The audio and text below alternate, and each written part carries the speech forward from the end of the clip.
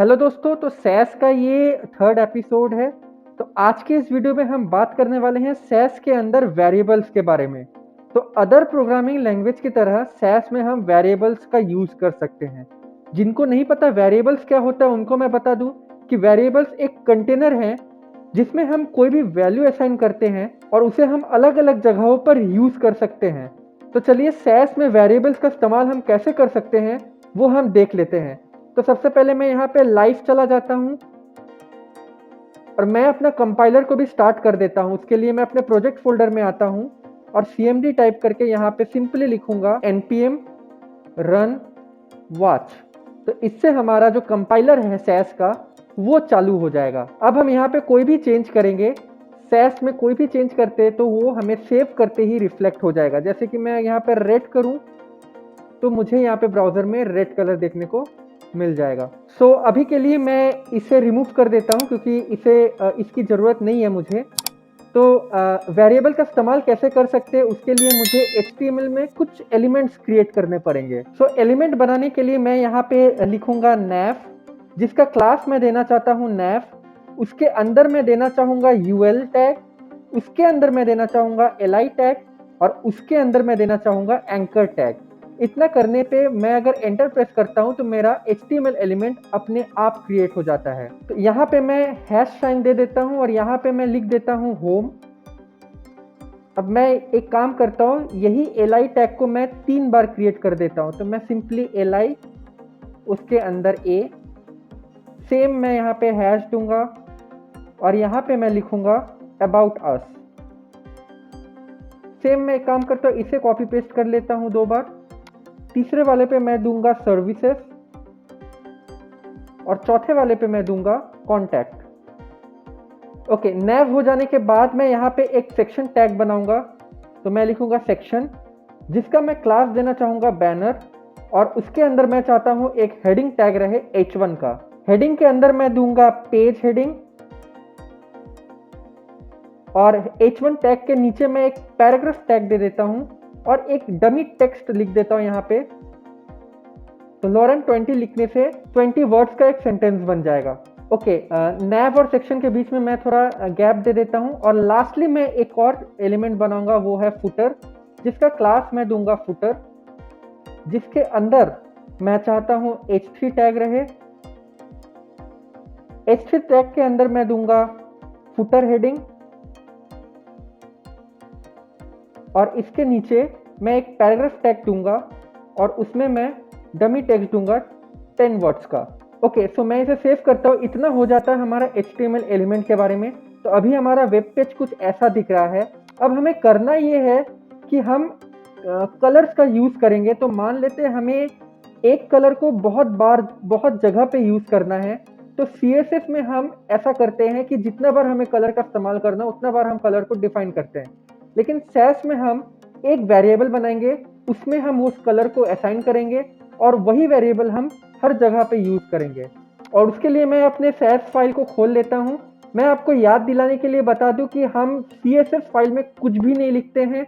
हम जो भी लिखेंगे वो सैस फाइल में लिखेंगे, वो फिर कंपाइलर CSS में चेंज कर देगा और ये CSS फाइनली हमारे HTML के साथ लिंक्ड है। तो CSS का हमारा कोई काम नहीं है। हम यहाँ पे वेरिएबल बनाना स्टार्ट करते हैं। सो वेरिएबल बनाने के लिए हमें यहाँ पे डॉलर साइन देना पड़ेगा। उसके बाद हमें वेरिएबल का नाम देना पड़ता है। तो मैं सपोज कलर प्राइमरी दे देता हूँ। नेक्स्ट हमें यहाँ पे कोलन देना पड़ता है और कोई भी वैल्यू इसमें हमें असाइन करना पड़ता है। तो मैं यहाँ पे अभी के लिए ऑरेंज दे देता हूँ। ऐसे ही वेरिएबल हम 2 और बना लेते हैं। दूसरा वेरिएबल मैं बनाऊंगा कलर सेकेंडरी, जिसको मैं असाइन करूंगा ग्रे। और तीसरा मैं बनाऊंगा कलर टर्शियरी, जिसको मैं असाइन करूंगा वैल्यू रॉयल ब्लू। ओके, सो इसके बाद मैं और 3 वेरिएबल्स बनाने वाला हूं फॉन्ट के लिए। तो मैं यहाँ पे पहला वेरिएबल लूंगा फॉन्ट LG, जो कि लार्ज के लिए रहेगा और इसको मैं वैल्यू दूंगा 40px। नेक्स्ट मैं एक और वेरिएबल बनाता हूँ फॉन्ट MD, जो कि मीडियम के लिए रहेगा और इसको मैं वैल्यू दूंगा 30px। और नेक्स्ट मैं एक और फॉन्ट बनाऊंगा स्मॉल, यानी कि फॉन्ट SM, और इसका वैल्यू मैं देता हूं 20px। ओके, सो हमने कुछ कुछ वेरिएबल्स हमने बना लिए हैं, अब हमें इसका इस्तेमाल करना है। ओके, तो इसको इस्तेमाल करने के लिए मुझे मैं nav को, जो nav हमारा क्लास है यहाँ पे, इसे मैं बैकग्राउंड कलर देना चाहता हूँ ऑरेंज कलर का। तो मैं यहाँ पे सिंपली इसे सिलेक्ट करूंगा .nav एंड देन यहाँ पे मैं बैकग्राउंड कलर, और मैं वेरिएबल का नाम दे दूंगा जो कि है हमारा कलर प्राइमरी, क्योंकि मैं इसे ऑरेंज देना चाहता हूँ। तो मैं सिंपली यहाँ पे कलर प्राइमरी दे दूंगा। इसे मैं सेव करता हूँ और अपने वेब पेज में जाऊंगा, तो आप देख सकते हो इसका कलर जो है वो ऑरेंज हो जाता है। और अगर मैं अपने CSS फाइल में जाता हूँ तो यहाँ पे आपको किसी भी तरह का कोई वेरिएबल्स नजर नहीं आएंगे, यहाँ पे आपको CSS नजर आएगा। ऐसा इसलिए क्योंकि सैस फाइल जो है वो कंपाइल हो जाता है CSS फाइल में, और ये CSS फाइल हमारे HTML के साथ लिंक्ड है। ओके, तो हम और वेरिएबल्स का इस्तेमाल करते हैं। तो जैसे कि मान लेते हैं हम बैनर के अंदर जो हमारा H1 टैग है उसे मैं फॉन्ट साइज देना चाहता हूं, ये वाला जो कि LG वाला फॉन्ट साइज है, उसका मैं फॉन्ट साइज बढ़ाना चाहता हूं। तो मैं फॉन्ट LG दे दूंगा। सेव करते ही हमारा यहाँ पे फॉन्ट साइज जो है वो बढ़ जाता है। और अगर हम CSS फाइल में नजर डालें तो आप देख सकते हो सिंपल CSS में यहाँ पे लिखा चुका है। अब इसी में मैं अगर कलर यूज करना चाहूँ तो मैं यहाँ पे कलर दूंगा, और यहाँ पे मैं कलर सेकेंडरी यूज करना चाहता हूँ तो मैं सिंपली इस वेरिएबल को यहाँ पे यूज करूंगा। यहाँ पे मुझे सेमीकोलन देना पड़ेगा।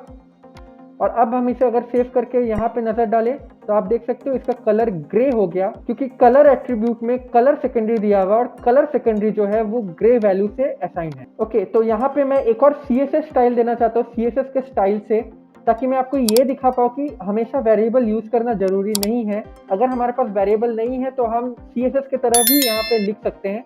जैसे कि मैं चाहता हूँ कि हमारा H1 टैग जो है वो सेंटर पे आ जाए, तो मैं यहाँ पे लिखूंगा टेक्स्ट अलाइन, और मैं यहाँ पे सिंपली सेंटर कर दूंगा।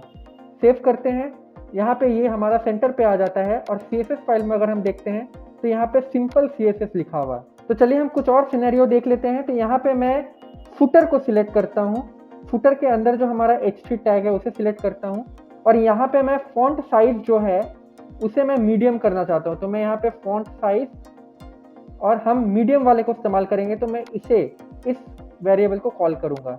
नेक्स्ट मैं चाहता हूँ कि इसका कलर भी कलर सेकेंडरी रहे, तो मैं इसे यहाँ पे इसे कॉपी पेस्ट करके यहाँ कर दूंगा। और मैं चाहता हूँ कि ये भी सेंटर में रहे, तो मैं यहाँ पे इसे भी कॉपी पेस्ट कर दूंगा। तो ये हम कुछ ज़्यादा डायनेमिक वे से कर पा रहे हैं। जैसे कि आप देख सकते हैं एक ही कलर हम दो जगहों पे यूज़ किए हैं।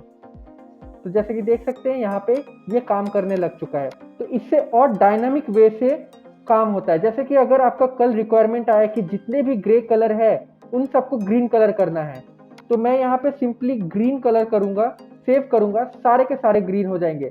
मुझे एक एक जगहों पर जाके ग्रे को ग्रीन करने की जरूरत नहीं है। तो मैं यहाँ पे जैसा था वैसा कर देता हूँ। ओके, सो मैं थोड़ा सा बात करना चाहता हूँ। दो तरह के वेरिएबल्स होते हैं, एक होता है ग्लोबल स्कोप और दूसरा होता है लोकल स्कोप।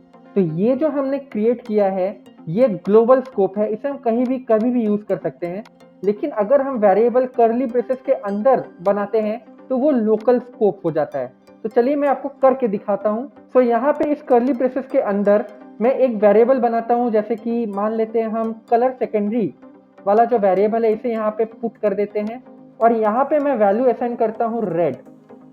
ओके, सो यहाँ पे हुआ कुछ यूँ कि इस वेरिएबल में अब रेड है। तो इसे मैं सेव करता हूँ और अपने वेब पेज में झांकते हैं तो आप देख सकते हो ये जो पहला वाला हेडिंग है ये रेड कलर का हो गया है, लेकिन दूसरा वाला जो हेडिंग है वो अभी भी ग्रे ही है। ऐसा इसलिए क्योंकि कर्ली ब्रेसेस के अंदर हमने जो ये वेरिएबल डिफाइन किया था इसका लोकल स्कोप है, इसका यूज सिर्फ हम इसी के अंदर तक कर सकते हैं।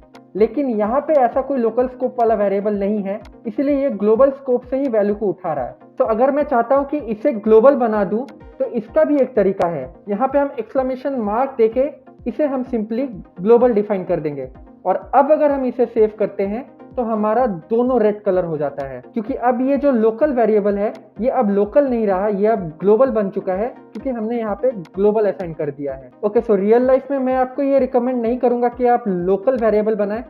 हमेशा कोशिश करें कि आप ग्लोबल वेरिएबल ही बनाएं। हाँ, अगर आपके लाइफ में कोई ऐसा सिचुएशन आ जाए कि आपको लोकल वेरिएबल बनाना पड़ जाए, तो आप कंफ्यूज ना हो, आप ऐसे बना सकते हो। एक चीज़ और मैं आपको दिखाना चाहूँगा कि यहाँ पे फ़ॉन्ट एलजी जो है, ये वेरिएबल हमने डैश से बनाया था, लेकिन यहाँ पे हम इसे यूज़ करते वक्त अंडरस्कोर भी कर सकते हैं। जैसे यहाँ पे कलर प्राइमरी जो है, वो हमने डैश से बनाया था, लेकिन यहाँ पे हम इसको यूज़ करते वक्त अंडरस्कोर दे सकते हैं। ये थोड़ा सा अजीब सा चीज़ है सैस में, लेकिन ऐसे ही काम होता है। सो आई होप वेरिएबल आपको पता चल गया होगा। सो मिलते हैं नेक्स्ट वीडियो में। Till then, thank you.